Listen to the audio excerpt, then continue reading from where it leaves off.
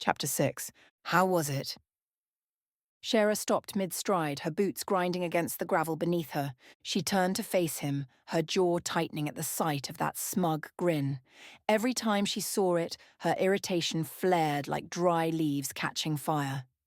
He had a way of getting under her skin, of stoking a simmering anger that, one day, might just boil over. One day, on one of those long hunting trips, she'd make sure he never had the chance to smirk at her again. As expected, she said flatly, her tone giving nothing away. Craven's looking for you. Her eyes narrowed slightly. Really? She tilted her head, the words stretched between suspicion and curiosity. Why? I don't know, but he seemed impatient. Intrigued, she turned without another word and headed toward Craven's office. Her steps were measured, her pace steady, but her mind drifted as she walked through the corridors of the safe house. The walls here were thick with history, with stories of battles fought, victories won, and too many lives lost. The air itself seemed heavy with the weight of the past, with the ghosts of those who had walked these halls before her. The war, the endless fight. It was all starting to feel like a cycle with no real end. A curse they had all inherited, one they could never quite shake. How many had died? How many more would? The faces blurred together after a while, the names slipping from memory like water through open fingers. And for what?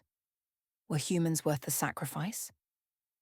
They had convinced themselves that vampires were nothing more than myths, stories confined to books, legends meant to frighten children into obedience.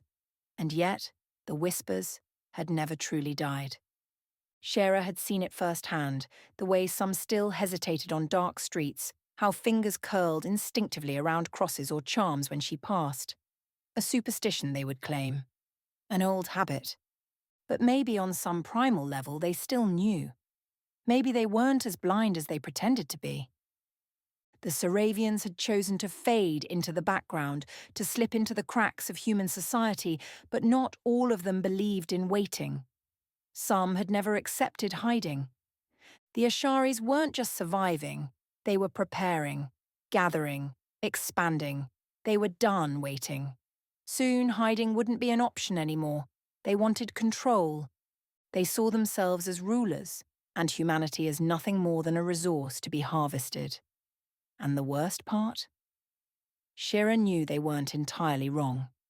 History had proven time and time again that humans destroyed what they didn't understand. But that didn't make the Asharis right. If she didn't despise them so much, she might have walked away from this war altogether. But the Asharis were cruel, power-hungry, and blind to the reality that their conquest would only end in blood. Perhaps their own. The Saravians, on the other hand, had spent centuries lurking in the shadows, not because they were weak, but because they understood a simple truth. When humanity feared something, it destroyed it. It hadn't always been this way. Humans once sought them out, believing they were God's chosen warriors, protectors. Shira wasn't old enough to remember the fall, but she had seen its effects, how easily trust shattered, how quickly fear took root. It didn't matter what was true, it only mattered what people believed. And power breeds jealousy. Fear is easier to spread than trust. Lies had twisted their legacy, turning them from allies to monsters. First, whispers in dark corners, then torches and blades, and, finally, the hunt. The elders had thought hiding would be enough, that if they vanished long enough, humans would forget. They were wrong. By the time they re-emerged, the world had already decided what they were: demons, devils, creatures born from sin. The church had weaponized their existence, turning them into warnings, into lessons of what happened to those who strayed from the path. Superstition became law, and law became bloodshed. The war had shattered what little unity they had left. Some chose survival, slipping into human society, blending in like ghosts. Others refused to bow. They saw their power as a weapon, not something to be hidden away in shame. The clans had formed, Not because of different beliefs, but because of one question. Would they wait for the world to change or force it to? As she neared Sakura's office, her mind snapped back to the present. She pushed open the door without knocking. Cravens wasn't alone. I was just leaving, Erica muttered quickly, slipping past Shira without making eye contact. Shira didn't move aside, forcing Erica to brush past her. The faintest hint of perfume lingered in the air as she disappeared down the hall. Shira stepped inside, shutting the door behind her. What was so urgent it couldn't wait? She asked, dropping into the chair across from Craven's desk. He sighed, adjusting his shirt as he sat down. Remind me why I tolerate this attitude of yours. You didn't answer my question. He smirked. I wanted to know how things went with the humans. You sent me to throw dust in their eyes. How hard could it be? Actually, that detective... What's his name? He shuffled through the files on his desk. Getting old? Should I start writing things down for you? Shira smirked. Craven shot her a look, his lips curving into an amused grin. You know, if you keep that attitude up, people might start thinking there's something going on between us. Shira rolled her eyes. He leaned back, watching her. Then, after a pause, his voice dropped slightly, more suggestive than before. You always ask the wrong questions, Shira. You should be asking what happens if you don't do what I say. He let the words hang between them before flipping through the file. Right. Andrew. He's a competent investigator. You might need to be careful around him. Was that all?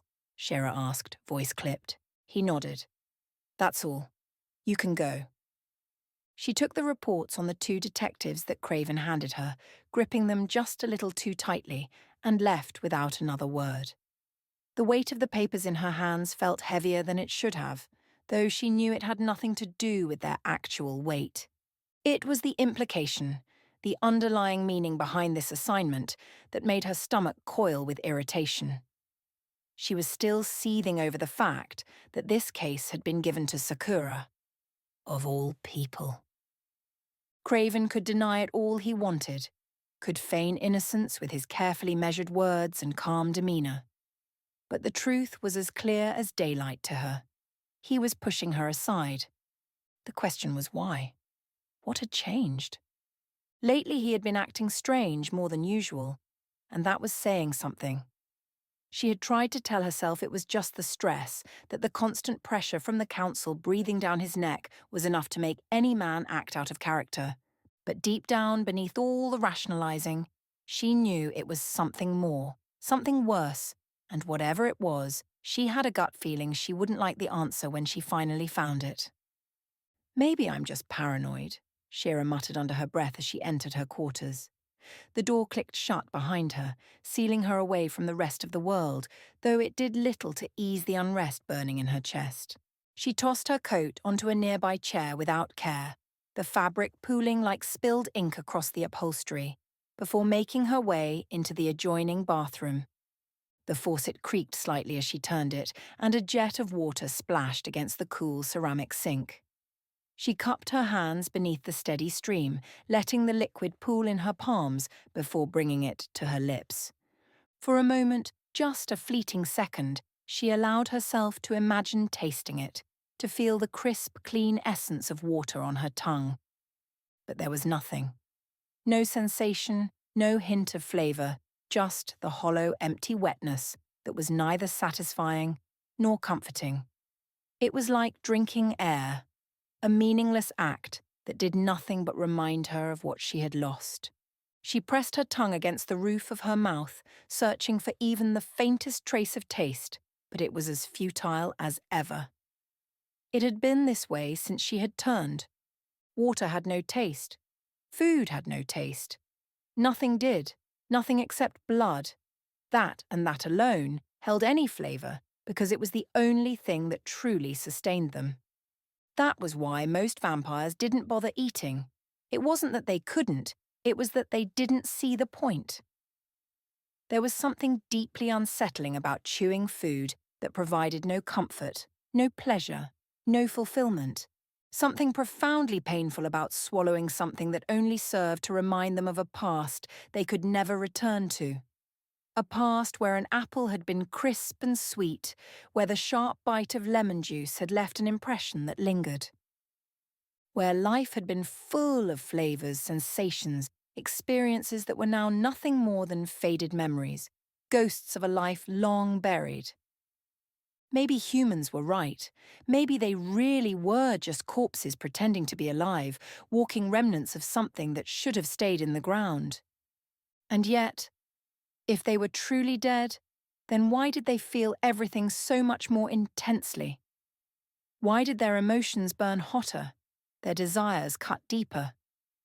Hatred, love, longing, rage, the thrill of the hunt, the ecstasy of a kill. It was all magnified, as if the universe had taken their humanity and stripped it down to its rawest form, leaving only the extremes behind. Some senses had been taken, dulled into nothingness, but others had been sharpened to an unbearable degree, overwhelming in their intensity. She let out a breath, a soundless sigh, and reached for the buttons on her blouse, undoing them one by one. The fabric slipped from her shoulders, pooling at her feet before she did the same with the rest of her clothing. Naked, she stepped into the shower, her body instantly engulfed by the steaming water that poured down from above. She closed her eyes and tilted her head back, letting the droplets cascade over her skin, washing away nothing but the weight of her own thoughts. Maybe she was just imagining things. Maybe Craven really was just exhausted. His odd behavior nothing more than the product of stress and responsibility. He was the one the elders had appointed to lead the hunters after all. If something was wrong, surely they would deal with it, wouldn't they? And yet, the doubt remained. A silent, unshakable presence that sat heavy in her chest, creeping into the corners of her mind like a shadow stretching further than she wanted it to. And that, more than anything, made her uneasy. Power protected power. She had learned that lesson long ago. And if something was truly wrong, if she wasn't just being paranoid, she knew exactly what that meant. She would be on her own.